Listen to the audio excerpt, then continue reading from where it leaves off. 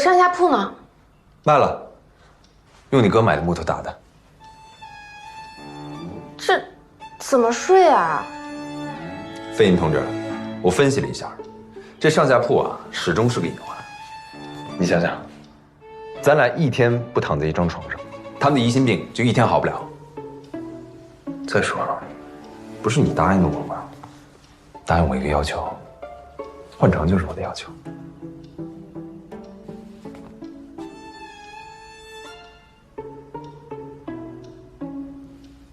方明，我们可是约法三章的，你别动歪脑筋。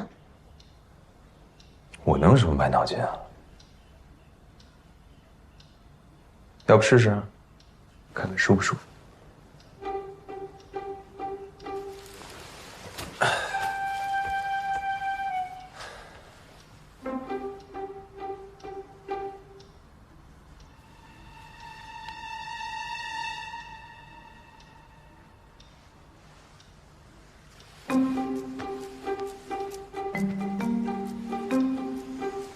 你干嘛？我快掉下去了，我得往里点。你把上下铺还给我。行，你先躺下，躺下我就还你。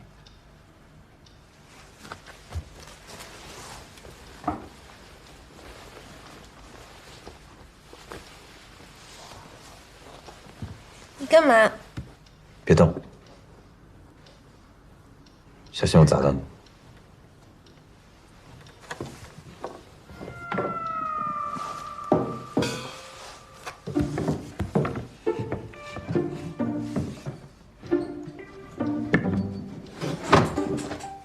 哎，怎么样？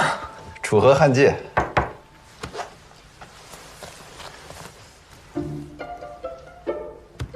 那你这个应该再做高一点。做再高也挡不住我呀。嗯？我是说，做这个是技术活。你看抛的多干净啊，连个倒刺儿都没有。做的确实挺好。这还一把手呢。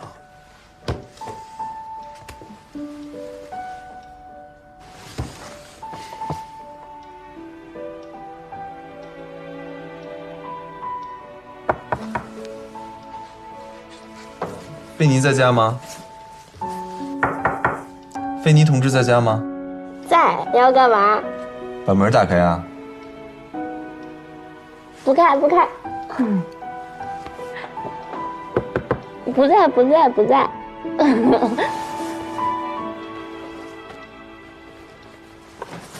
嘛？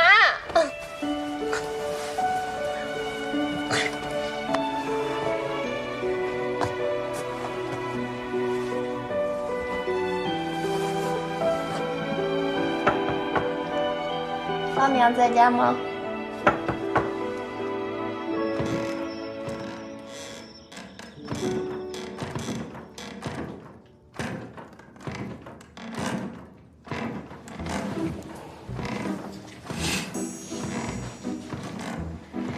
方明，你把耳朵捂上，别听。嗯，你捂上呀。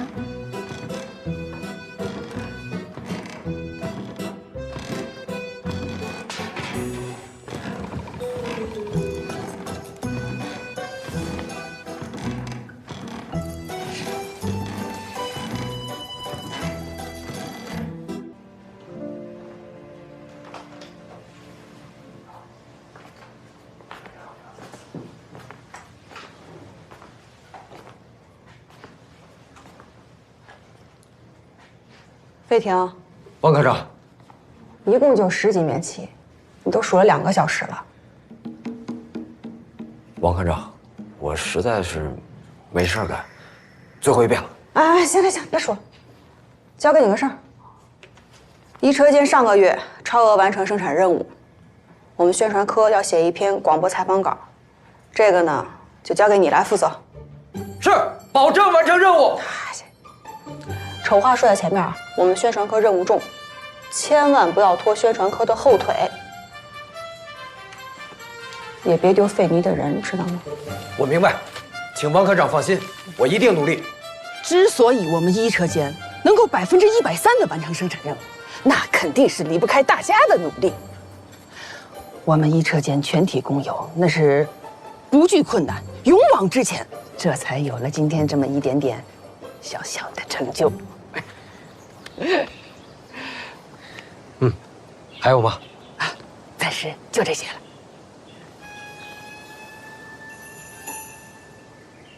刘姐，要不你再说点什么？费婷，要不你再问我点什么？你想要我再问你点什么？你想要采访我点什么？要不就问问，咱们医车间涌现的先进事迹。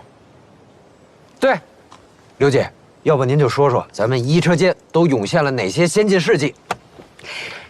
要说我们医车间的先进事迹，那可就多了去了。我自己的就先不说了啊，就说说我们生产线上的。毛主席说过，妇女能顶半边天。我们车间的女工，那个个都是认真负责的技术好手啊！我跟你说，不光那技术好。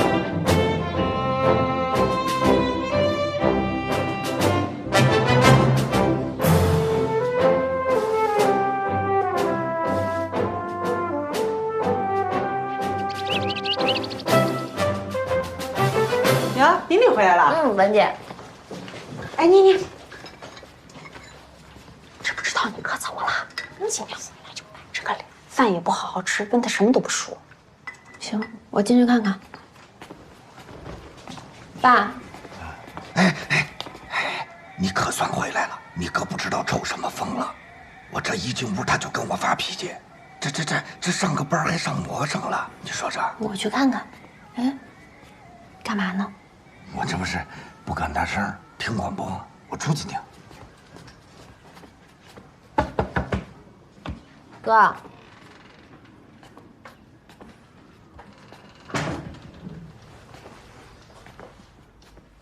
费婷干事，你别闹，我写稿子呢。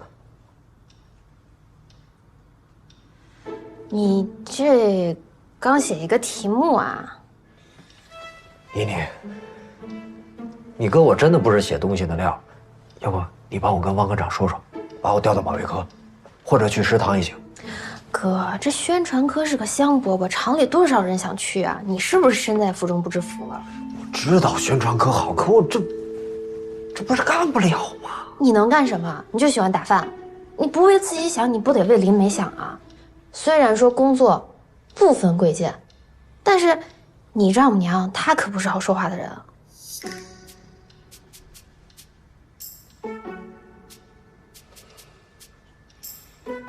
那我就学写，我还不信了，写个文章还能比雨季收麦子还难。这才对嘛，哥，写文章很简单的，那肯定比你在北大荒开荒容易啊。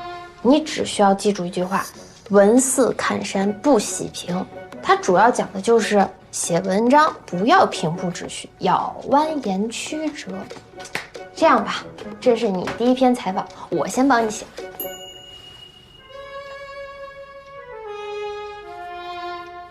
我写完你再抄一遍。比方说，你要赞美医车间，你就不能上来直接夸，你要藏一藏，这就牵涉到另一个概念——谋篇布局。觉得文章可以分为几个部分，第一个部分我们可以先从车间主任刘姐，然后引出来车间超额完成任务的成就。流水线上开心花，杠，即将棉衣厂医车间全体职工。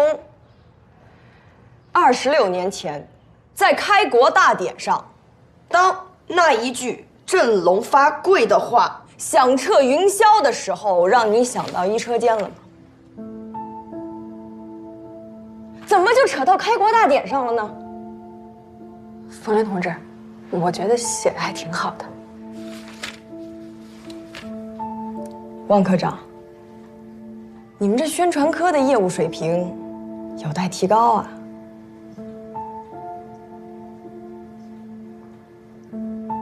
谁写的？冯林同志，你看，你要是觉得开国大典这个谁写的？冯林，我写的。冯林同志，我是想用开国大典作为引子，然后引出中国人民从此站起来了，而独立富强对于每一个人来说，就是在自己的岗位上干好本职工作。所以，一车间超额完成生产任务和开国大典，那是个体和整体，是因和果，是紧密相连的。这都什么乱七八糟的？就事论事不行吗？东拉西扯这些有的没的，你怎么不从开天辟地开始讲啊？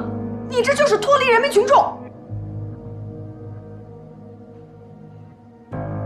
你看你用的这些典故啊、生僻字啊，这都是在卖弄，简直跟你妹妹的毛病一模一样。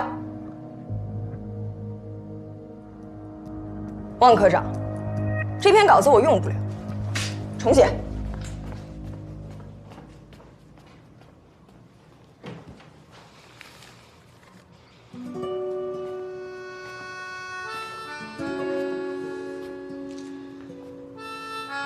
费婷同志，要不你再改改。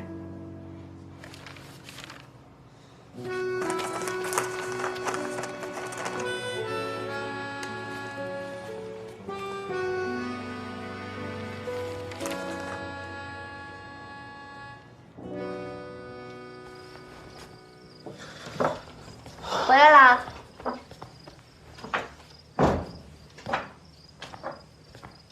怎么了？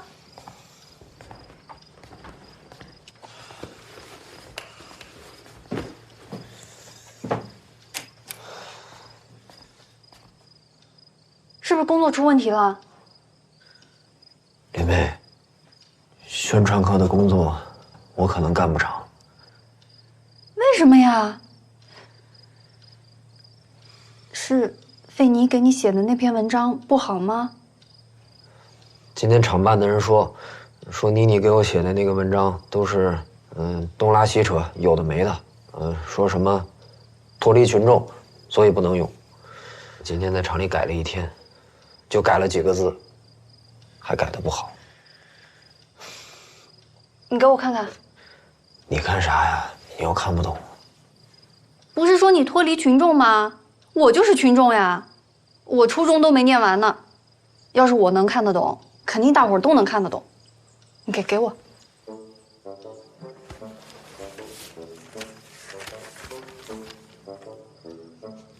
起来。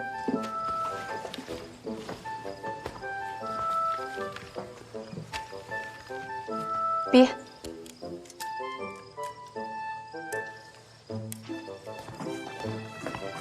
你看这第一句成语，看不懂。这句话太长了，读起来费劲，不要。这个字儿不会念，这个字也不会念，不要。哎，这一段都看不懂。别，这都让你删完了，我就能看得懂这些。那也不能就写这么点儿吧？这样，我给你编几句。啊？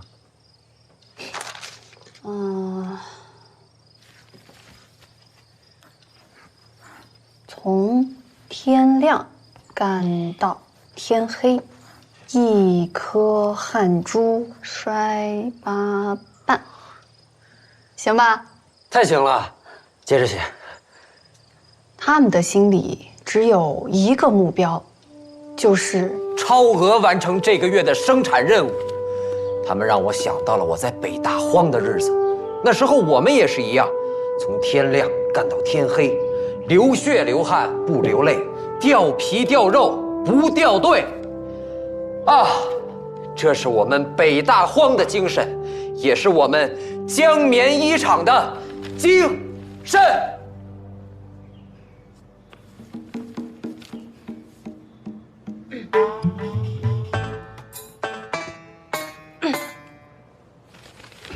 王科长啊，你们这个宣传科的业务水平有待提高啊。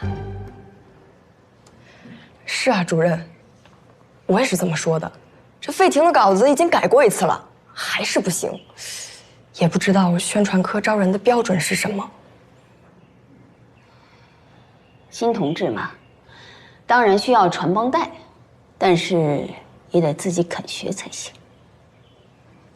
这篇稿子，我个人意见啊，内容没有太空泛，更没有文学性、思想性，更谈不上什么深刻。你们好好想一想，一车间为什么能够超额完成生产任务？那肯定是因为一车间的工人们啊，他们有着强大的集体荣誉感，他们对我们新中国有着深厚的感情，是无数革命先辈流血牺牲换来的。我说到这儿，你们应该想到什么？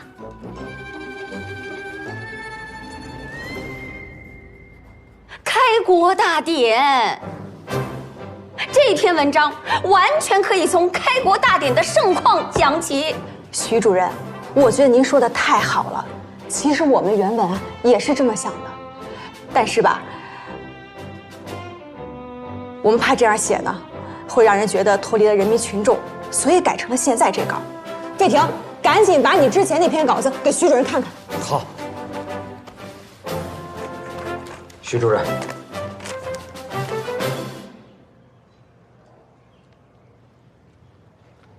不错，这篇稿子就很不错啊，有思想，有内涵，这联想还很丰富，怎么就脱离群众了？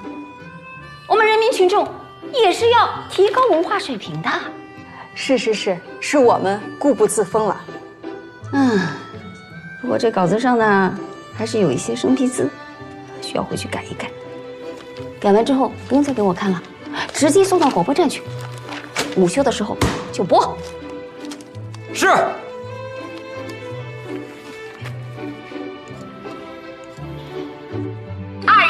年前，当开国大典上说出那一句振聋发聩的话，缝纫机厂的工人们正用铁锤敲打出新中国第1台工业缝纫机的骨架。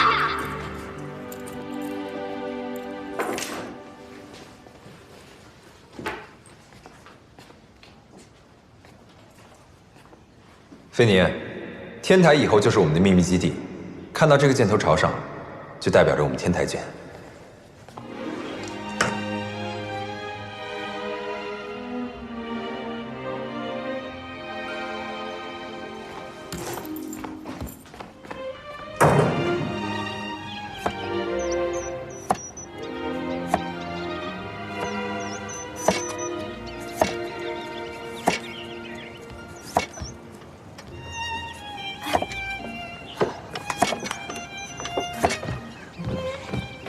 这么神秘啊！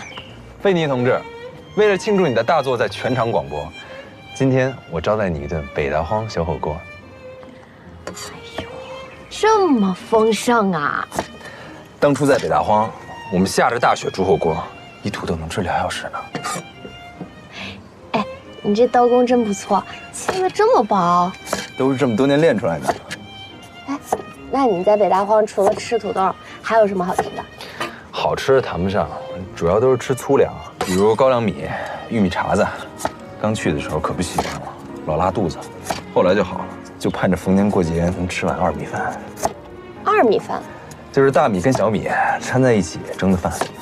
这么辛苦啊，那真是苦了你这张爱吃的嘴。这时候就要发挥苦中作乐的精神了。要不是顿顿吃粗粮，怎么能尝出2米饭的滋味呢？要是1年4季都有蔬菜吃，定期还有肉吃，那怎么能体会到捞鱼跟挖野菜的乐趣呢？那婚礼上你还说你捞不上来鱼啊？那不一样，我们在北大荒都是冬天捕鱼，等湖面结冰了，你就凿这么大一洞，有时候鱼自己就跳下来了。这么大的洞，这么厉害，你说的我都想去看看了。可以啊，我们以后可以去，但是现在先尝尝北大荒大厨的手艺。菲尼，咱们家到时候得买2个碗吧？咱俩这过日子，连个碗都没有。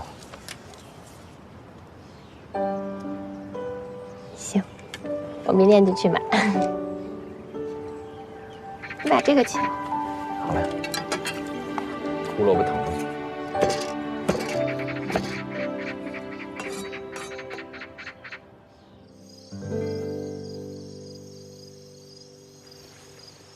生存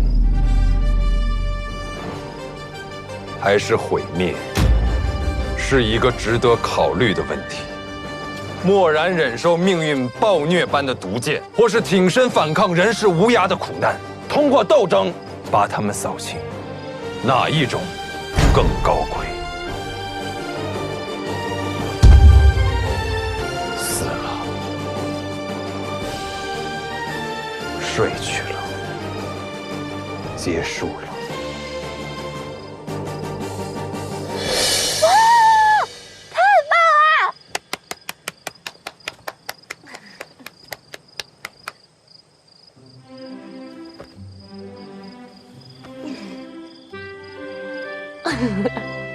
方牧阳，你都从哪儿学的呀？不然你以为我原来干嘛逃课啊？总得找点事儿干吧。我可是蹭了世纪园1年话剧看的。我有个问题一直想问你。你这么爱玩，上大学为什么推荐你呀？我不知道，我从来也没想过要上大学。哎呀，我就是干好自己的事儿，该下乡下乡，该开荒开荒，该盖房盖房，该收买收买。然后大伙儿就推荐我去上大学。你呢？我从来都没问过你，你在江边一场织布不是挺好的吗？为什么非得上大学？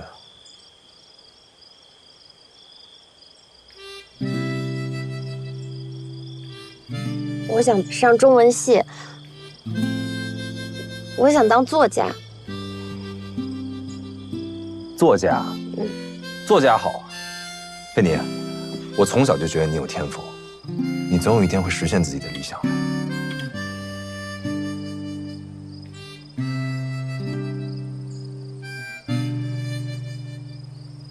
我之前也是这么想的，但现在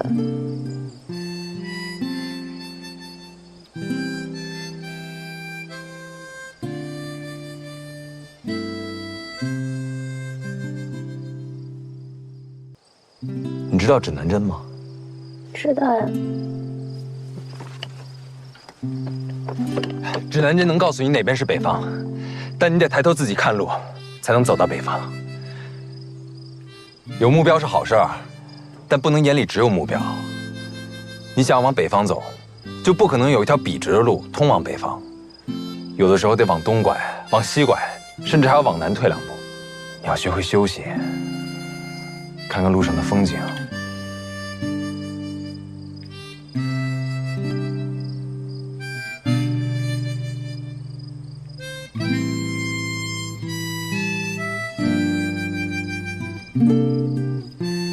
除了上大学这件事儿，你在正常生活中还有什么喜欢做的事儿吗？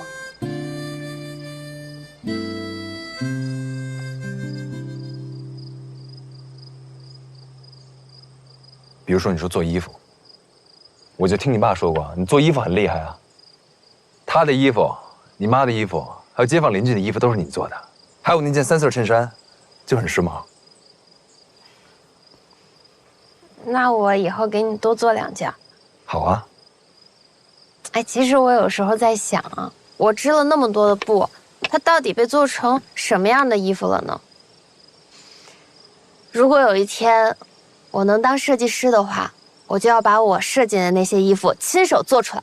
好啊，那你就做设计，你有什么想法告诉我，我给你画出来。我看那外国电影，我觉得那些外国人穿的衣服都特别好看，你能帮我画出来吗？我想给他画成一个设计图。孺子可教也。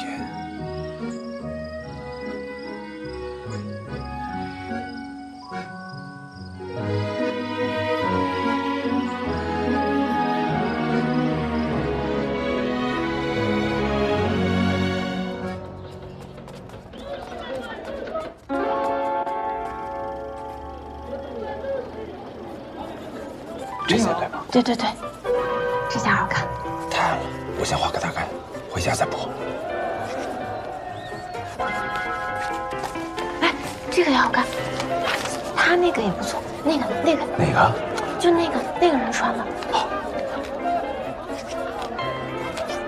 刚刚那件裙子画了吗？那件就是这件，你快一会儿换别人了。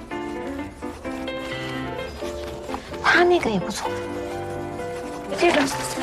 那个也好看。这已经画了。他那个帽子呢？同志，你俩能不能小点声？对不起，不好意思啊。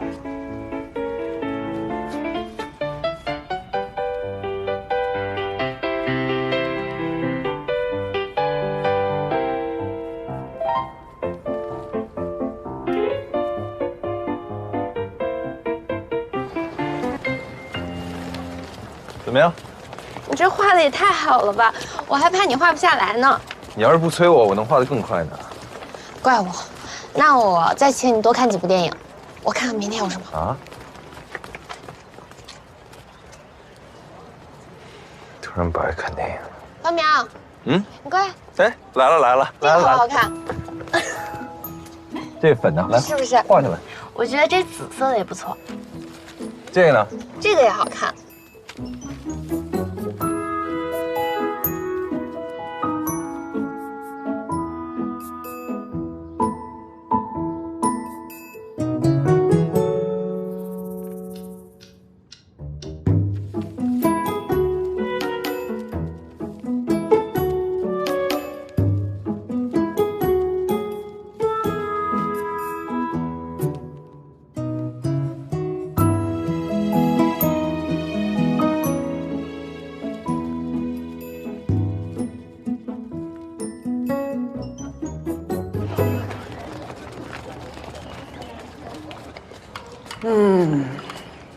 最近食堂的菜啊，一点油水都没有。哇，蛋。师姐，贝妮，你们慢慢吃，我先走了啊。你吃好了啊。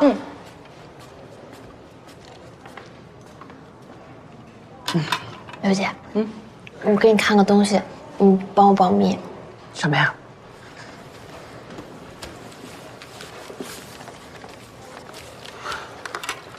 你看看，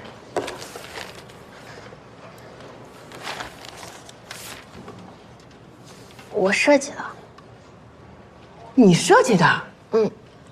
当然了，这些都是外国电影里面的原型，我是根据咱们车间的材料不同，我稍微做了一些调整，怎么样？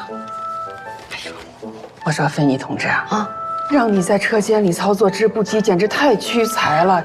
你看看这些，哎呦，你应该去制衣厂，不，轻工局。你这就别夸我了，我也是瞎画，你觉得还行是吧？我觉得你简直太厉害了。真的吗？我在车间这么……哎，你干什么？这什么东西？哦，冯林同志，这是费妮设计的服装样式。费妮同志，你一个纺织厂女工，搞什么服装设计？干好自己的本职工作行不行？冯林同志，我本职工作哪里没做好？你这是好逸恶劳！好逸恶劳。你这是不务正业，不好好在自己的工作岗位上建设社会主义，你这颗螺丝钉生锈了！哎！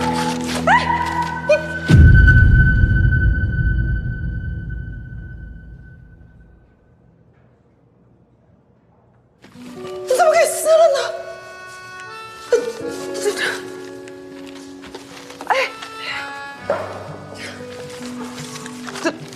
都是我不好，我没拿好它，这怎么办呀？这是没事，刘姐。有些事情就是要多转几个弯才行。这什么意思啊？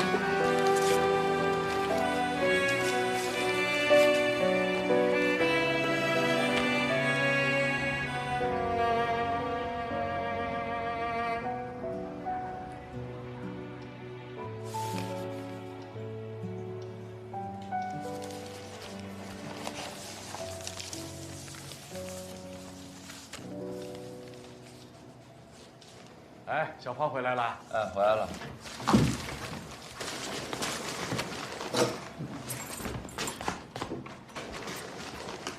哎，你在家啊？我这也刚回来。图给刘姐看了吗？看了呀。怎么样？她喜欢吗？喜欢。他说我在棉纺厂屈才了，应该留在制衣厂。她说的对。你那图呢？我再给你改改，完善完善。我送给刘姐了。你送她干嘛呀？她喜欢我就送她呗，反正再画呗。哦，我再去加点水。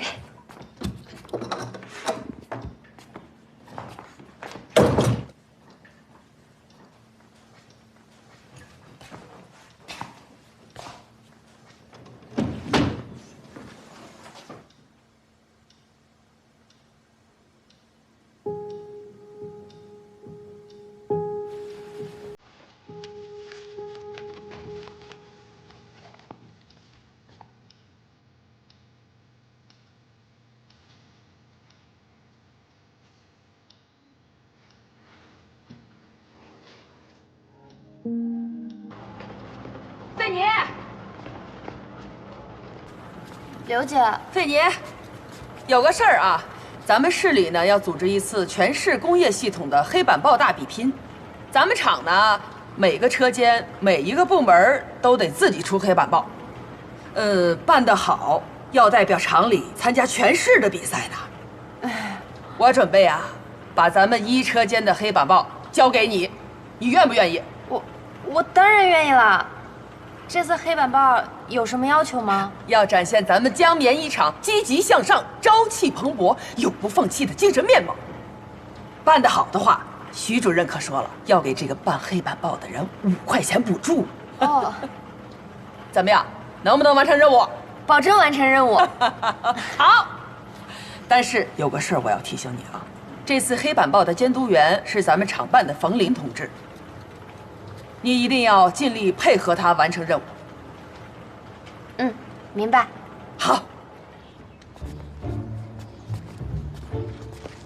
左边这块儿写学习无产阶级专政的理论，右边这块儿写劳动最光荣，妇女能顶半边天，中间这块儿留一下，放一篇文章上去啊。什么文章？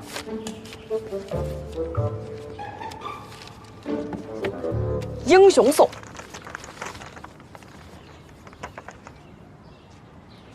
这谁写的？我写的。冯林同志啊，这咱们一车间的板报，是不是起码反映一下咱们车间的生产成就和一线普通工人的生活呀？这个是不是放在这儿不是那么的合适啊？合不合适也是我说了算。我这篇文章是特意为了大评选活动写的，徐主任都说好，你有什么资格说不合适啊？就照这个写。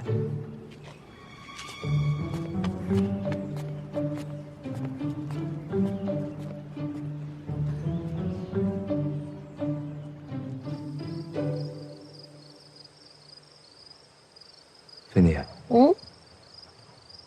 你会看星星吗？星星不在那儿了吗？那你能看见小熊座吗？你别着急啊，星星都是越看越多的。你看，这几颗星星连在一起就是一只小熊。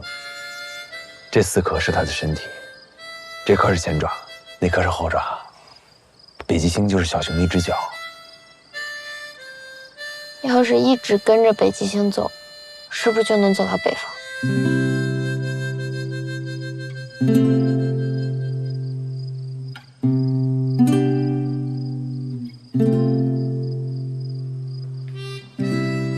小苗，我不是。我有一个很大胆的想法。你要干嘛？拆了江明一场啊？那没那么大胆，就是我们现在在做板报嘛，我们车间配合冯林一起做，他想抄他的文章上去，我先暂且不说谁写的好，我只是觉得他那篇文章是东抄一句西抄一句抄出来的，所以我就想说，把我的文章抄上去试试。我没说我写的比他好，只是我写的是我们车间工友们互帮互助、提高生产的，而且很符合这次大评选的主题。你觉得怎么样？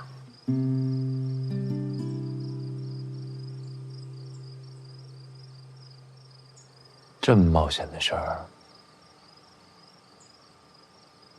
得趁着月黑风高干。走。慢点。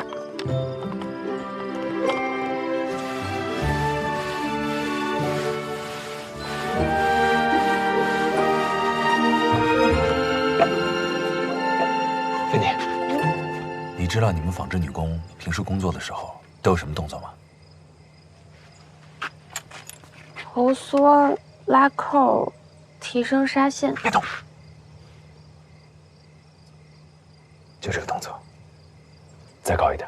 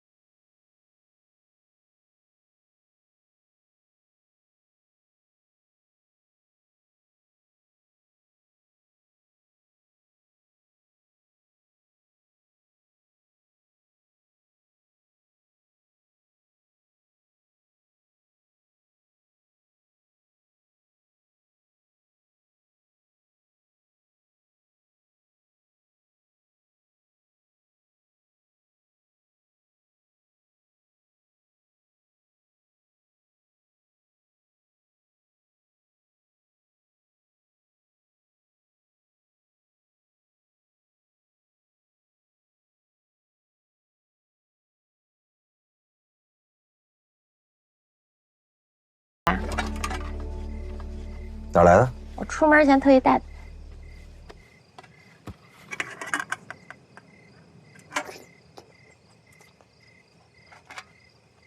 请夫人您重置检阅。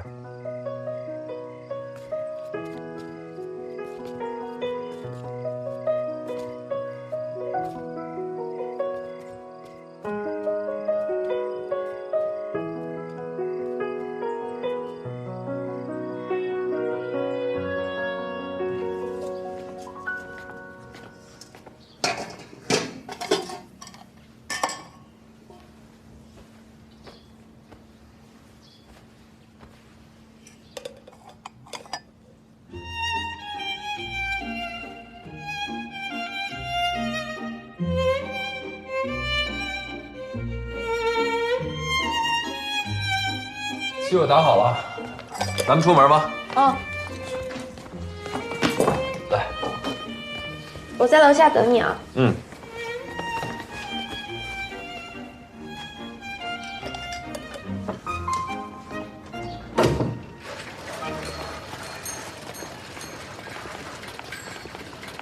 哎呀，这板报真好看，真好看！刘姐，画的也漂亮。哎，菲妮，这你什么时候写的？啊？我怕耽误工作，我昨天晚上熬夜写的。怎么样，还行吗？太行了，这字写的太漂亮了，还有这画，栩栩如生啊！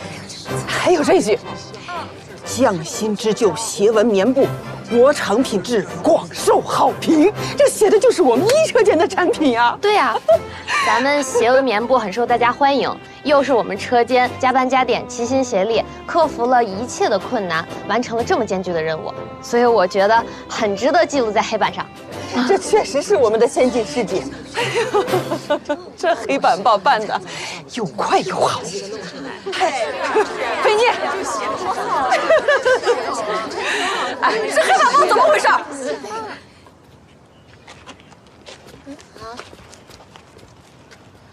怎么了，冯林同志？谁改的？我让你写的英雄颂呢？是这样的，冯林同志，我认为你写的英雄颂写的特别好，但就是有点脱离群众。既然我们厂里让每一个车间单独出板报，那我就想歌颂我们车间每一个平凡的人。你这就是强词夺理。我的英雄颂怎么就脱离群众了？你这是打击报复，不服从管理。冯林同志，这样的帽子可不兴往我头上扣，我可担不起。我这是按照你的要求去做。别跟我废话，就问你，改不改？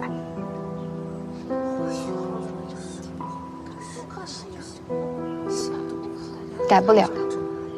这是我们车间的板报，我要保证我们车间的工友能看懂。对呀，我们都觉得这怪的，都觉得挺成黑板报，就是应该写我们车间的事情。人家这么辛苦的，好，我治不了你，有人能治你。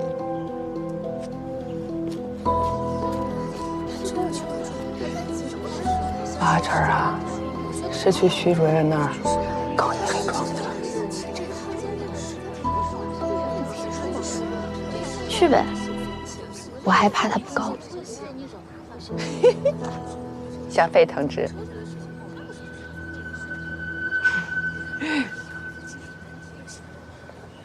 主任，这菲妮真是管不了了，让他宣传毛泽东思想，他不宣传；让他歌颂集体主义，他也不歌颂，非要在黑板报上公然宣传个人主义。一车间简直是翻了天了。贝尼，哎，我听说你在板报上大肆宣扬个人主义，谁说的？我说的，你在黑板报上大搞个人主义，不歌颂集体主义精神。我宣传徐主任也有错吗？在坚决走先进道路的厂办主任许红旗带领下，一车间的工人克服一切困难，完成了斜纹棉布的生产任务。冯林同志，难道你是在说我宣传徐主任是在宣传个人主义是吗？我认为徐主任代表的就是我们整个江棉厂的集体。徐主任，我没有那个意思，刚才黑板报上明明没有提到徐主任啊！怎么可能呢？哎，去年斜纹棉布的生产任务就是徐主任下达的，谁都不能抹灭徐主任的贡献。不是徐主任。好了。这次大评选活动啊，就是为了展现社会主义工人的新面貌，激励大家为了建设社会主义而继续奋斗。要说歌颂嘛，那也应该先歌颂每一位做出贡献的工人们。你看，后面这两段写的就很好啊，还有这个配图很生动啊。年纪轻轻，千万不要养成拍马屁的恶习啊！我知道了，徐主任。有我名字的都改一下，回头我让各个车间的工人都来这儿学习学习。好，我马上改。不要动不动就给别的同志扣大帽子，多影响团结呀！对不起，徐主任。改吧。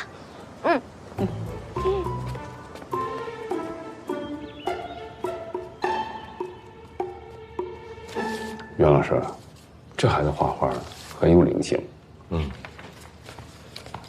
师傅，您找我？哎，洋洋，我给你介绍一下啊，这就是大名鼎鼎的袁家尚老师，他在咱们江城美术界很有影响。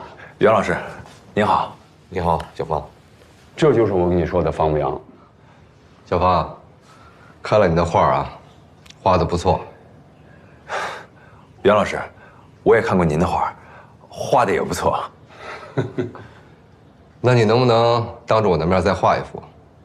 题材你自选。没问题。但如果我画的好的话，你能请我吃顿饭吗？哎，这孩子，咱们培训班把你给饿着了。如果你画的好，当然没问题。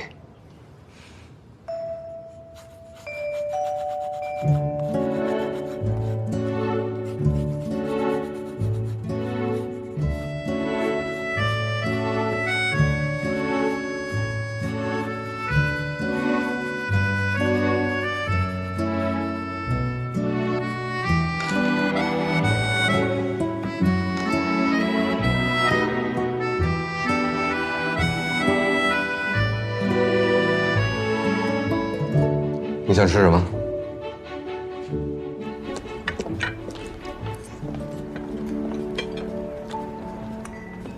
小芳，我听说你们报社的培训班马上就要结束了，有没有想过以后去干什么？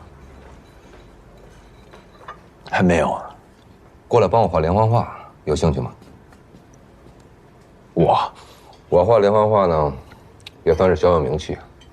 但找我画的稿件实在是太多了，我这精力有限，不能一一亲自作画，所以我想找你帮我画初稿，没有署名，但我会给你一些补贴，你看怎么样？可以啊。杨老师，我还有一个请求。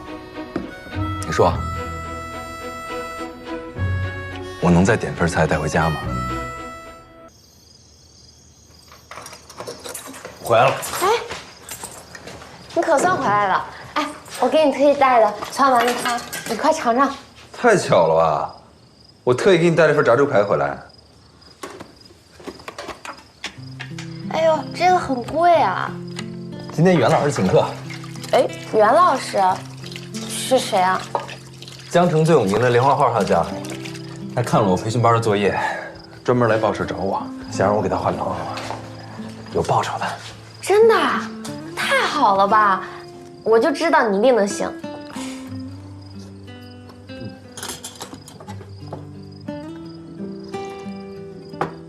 香。你不是刚吃完西餐吗？怎么还这么饿呀？我吃饱了，但这是你给我带的，我得吃完。我也吃。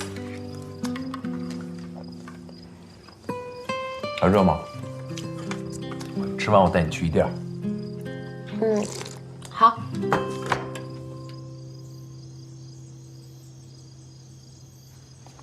停。心没睁眼啊。可以睁眼了。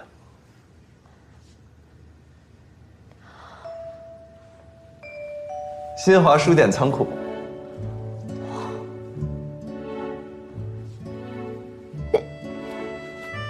你从哪儿弄的钥匙啊？哦，刘姨，刘姨是副社长的爱人，她是这新华书店仓库的管理员。她说等他们下班以后啊，这儿的书随便看，但就是记得千万别带走，让别人发现就行。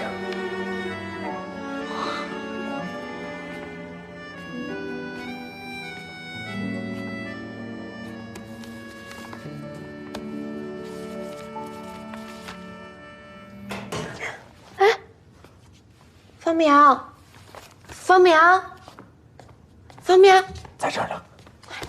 你吓死我了！我去把这灯关上，不能让人发现咱们在这儿。这些事。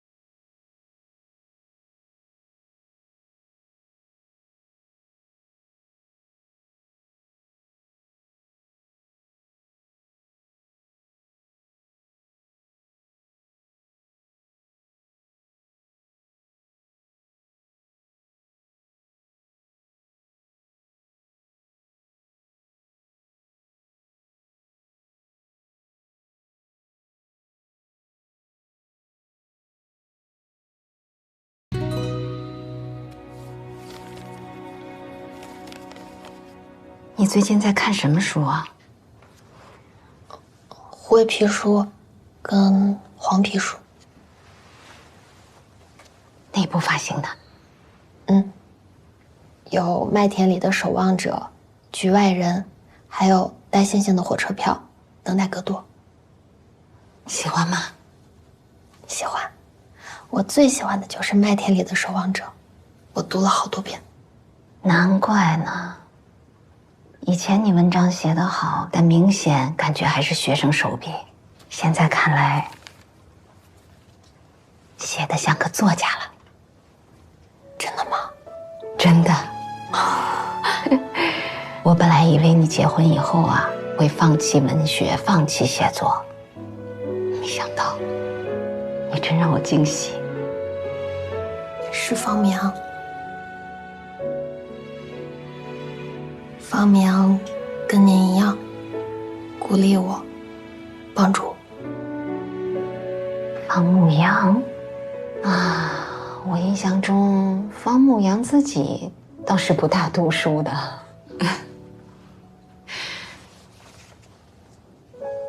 一定要坚持写下去。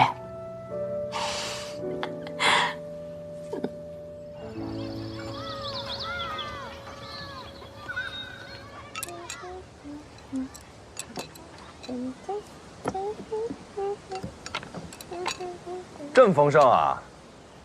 我要庆祝一下今天。庆祝什么呀？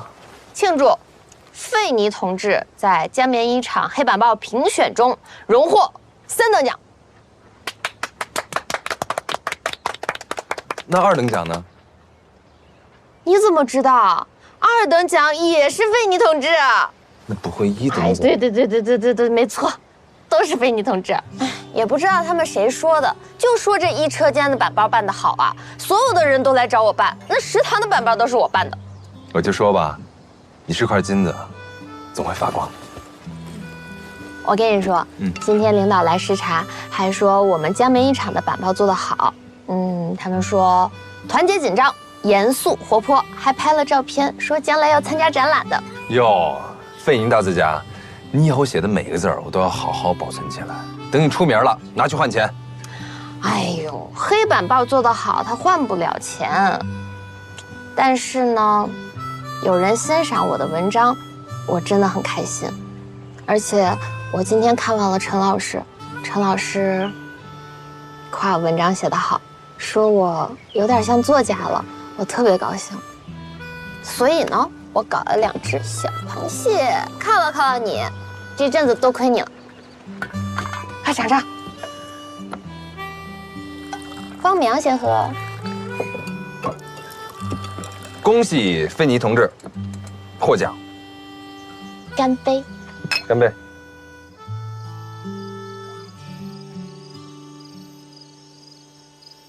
方明，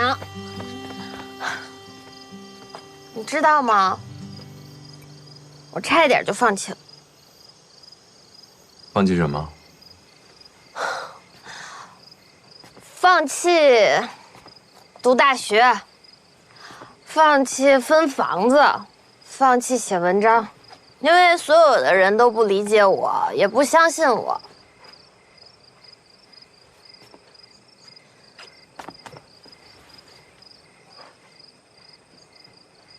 幸亏有你，幸亏有你一直在我身边，帮助我，鼓励我。我真的非常感谢你。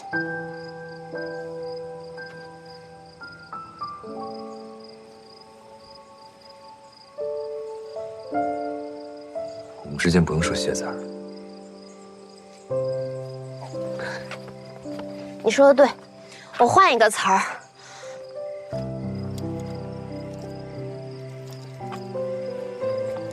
我很高兴能遇见你，我觉得我也很幸运。我也很幸运，能够再遇到你。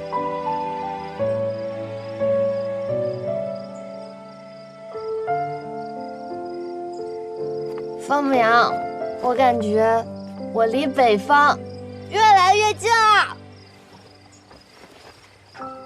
菲尼，我有一个礼物要送给你。什么礼物啊？费尼同志。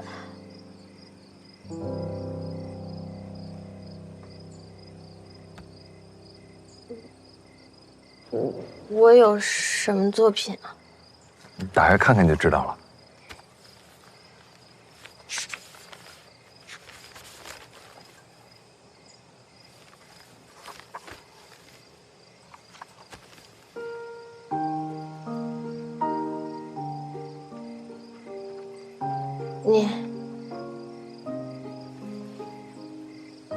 你什么时候知道的？你从厂里回来那天我就知道了，我找了好久才从你的书里找的这些碎片，一点一点粘起来的。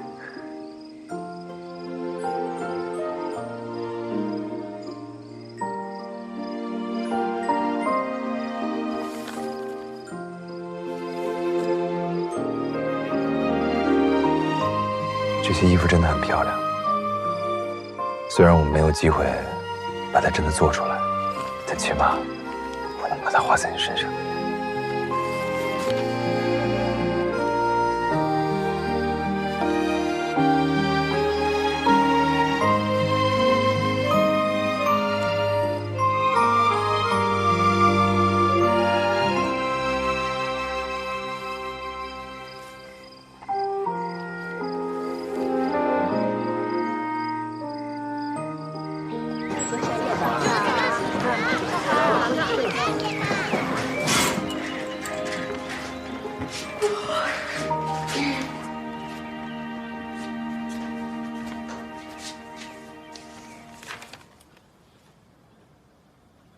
我去江城大学看我姐了，你吃了饭再去上班，要是还不舒服就请个假。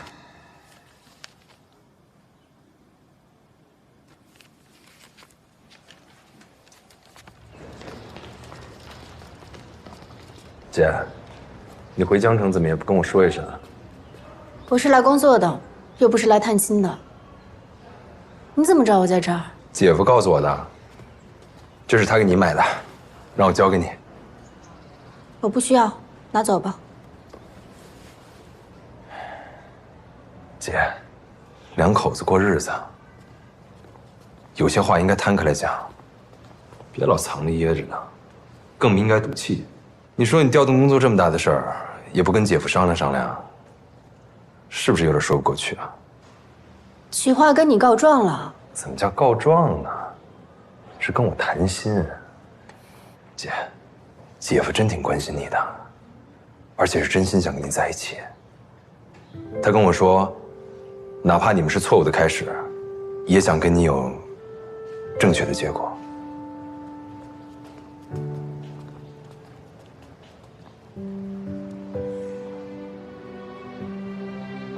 他还欠我一个回答呢。行了，你就别管我的事儿了，管好你自己再说。姐，哎，费妮，费妮，小苗，你怎么来了？我可算找着了。你今天来看姐，怎么不告诉我一声啊？想让你多睡一会儿啊，而且你还要上班呢。我是中班，不耽误。姐，上次你来参加婚礼，太仓促，都没好好感谢你，给你做了个礼物。那，手套啊，谢谢。反正天气早晚会变冷的，一定能用得上。真好看。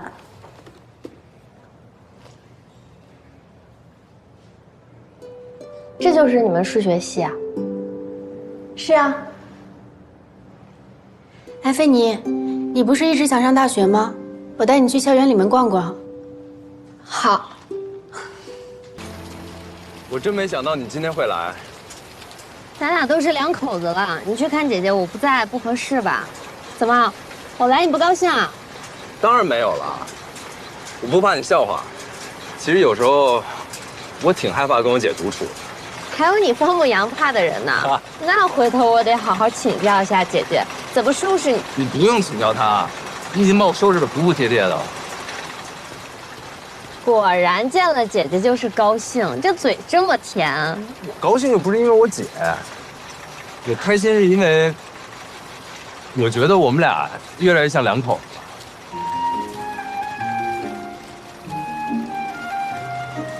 子。走喽，送媳妇儿上班去喽。